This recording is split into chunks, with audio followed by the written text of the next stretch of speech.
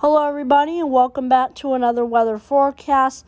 Tonight we are going to be talking about a brand new and abnormal weather pattern that is about to take shape, and that is really going to majorly affect the U.S. So let's get right into it. Alright, so first of all, here's the precipitation map on the GFS model here. You can see we do have some thunderstorm chances ongoing through Kansas and Nebraska tonight, along with some storms producing some severe weather. Some storms produced a couple tornadoes earlier. Tornado threat is mainly over as this has transformed, the storm has transformed into a Boeing segment. So mainly a damaging wind event will be in store for Kansas and Nebraska and even areas of Oklahoma tonight. So just be on the lookout for that if you live in that area. We got some rain and snow going on here in the mountains there, in the Rocky Mountains, especially in Wyoming there. You can see that snowfall right there. It's just a little bit, not much, but it is a little bit of snowfall. And it is normal for them this time of year. Other than that, I'm seeing nothing abnormal in the west. But what I am seeing that's abnormal here is the really cold temperatures that are going to come out from Canada. All right, this is an anomaly here. You can see here this is how the pattern's going to go over the course of the next few days. Here we go. As you can see right here, here's the view on tomorrow evening around 8 p.m. You can see that cold front right there going down into the Dakotas and down into Arizona. And then you can see it really starts to strengthen and pick up by the time we get to Friday afternoon. You can see here in Minnesota, Iowa, and even areas of Nebraska and South Dakota are getting effects from this cold front, and it is going to be a really big cool down. It is also going to affect the Ohio Valley and also getting down into the Carolinas and the Northeast. Just look how big this cold blast is going to be, guys. This is going to be the largest cold blast the U.S. has seen in a while, and I mean a while. Like, we're going to have high temperatures over here in the Carolinas, likely not exceeding the 60s. So we're going to be watching that very closely.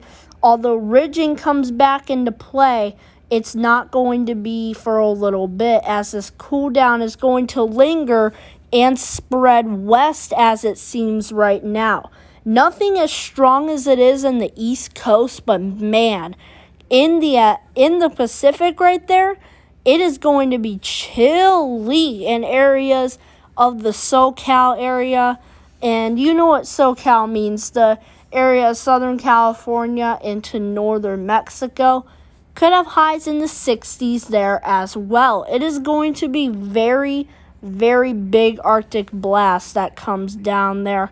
And look at this, the cold blast gets even stronger as we get into next week. You can see here's Wednesday the 11th around 2 a.m.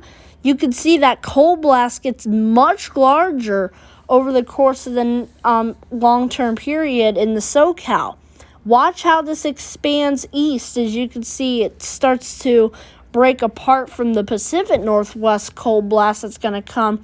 But first of all, this is going to be another cold front and another big cool down that we're going to watch for the Carolinas over here. Ohio Valley, you're not really going to get much of this, maybe a little bit of cool air, and then it's mainly going to be out of here. So nothing like this cold blast that we're about to have. It is going to be very quick, this second one here. So this is the one that we have to watch very closely.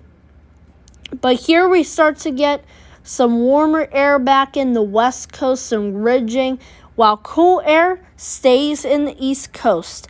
And look at that big cold blast again, looking ahead to October 17th. Sometime in the middle of October, I'm expecting another big event of cold air. But I'm not going to say a specific day. I know I just said October 17th. Probably not going to be then. Probably going to be later. Probably going to be earlier. It's very uncertain as to what will happen with this cold air right now. But it sure does look like it's going to overperform into North Carolina, Virginia, northern South Carolina, southeastern Ohio. All those areas are going to be seeing this cool down towards the middle to late part of October. It doesn't look like the East Coast is going to get a break from the cold air anytime soon. But what we do see is a ridge in the Pacific Northwest. That is also going to be something we need to watch, because that could be our next extreme heat situation and way above average temperatures for this time of year. So stay tuned for that video. And now we're going to talk about the jet energy with this. Alright guys, I know I said that there's going to be a major cool down here, but that's not it. This is coming out of the Alaska, Canada area. This jet stream right here is going to be so strong, and the winds above our heads are going to be hurricane force about that. So you can tell, here is Friday afternoon. Look how strong that jet energy is. Look at that southerly flow that we have performing there for us. You can see, actually it's a northerly flow because the winds are going south. But a northerly flow is bringing all this cold air down into the plain states and then eventually over here into the Great Lakes region, the Ohio Valley, and also the Midwest. Definitely the Midwest is going to see big impacts from this cold front. So I just wanted to let everybody know about that.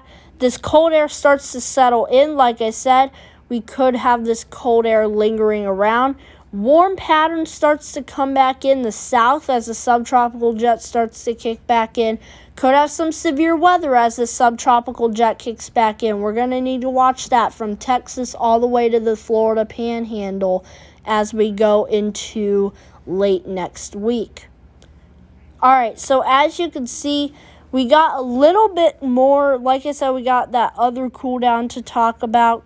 Look at this. More jet energy coming out from the Arctic.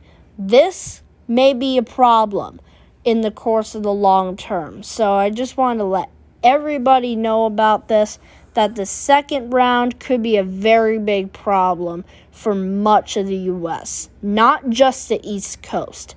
All right, guys, make sure to like and subscribe if you haven't already.